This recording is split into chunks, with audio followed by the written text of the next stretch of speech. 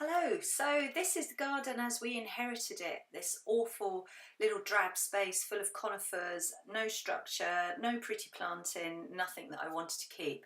But I wanted to show you how we very quickly plugged some gaps and made it pretty and colourful and just made it livable for the first 1 or 2 years of living here. So these are the things that I'd moved with. I had a few pots of various perennials that I'd whipped out of the last garden and wanted to just very quickly get in the ground of the new place.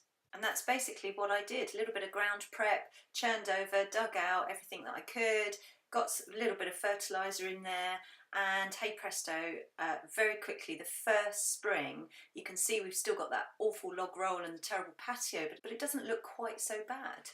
I've shoved in lots of very quick growing perennials, and these are great sort of gap fillers. Salvias, phlomis, a great one is aqualegias. They're terrible for spreading everywhere, and that's exactly what I wanted.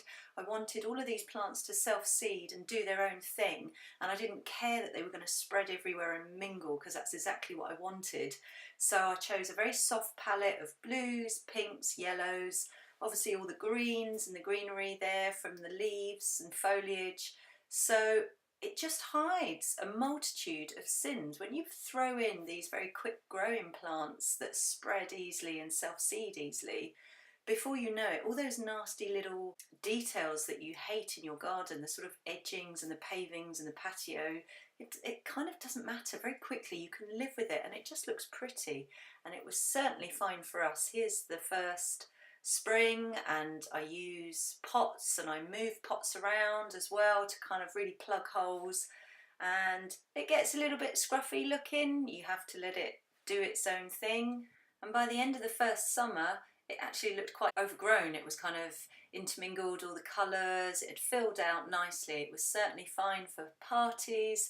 We had lots of events and things that first summer, and then this is going actually into the second summer, and you can see how it's just taken over. Everything has absolutely filled the space, hiding all those nasty things that I don't like.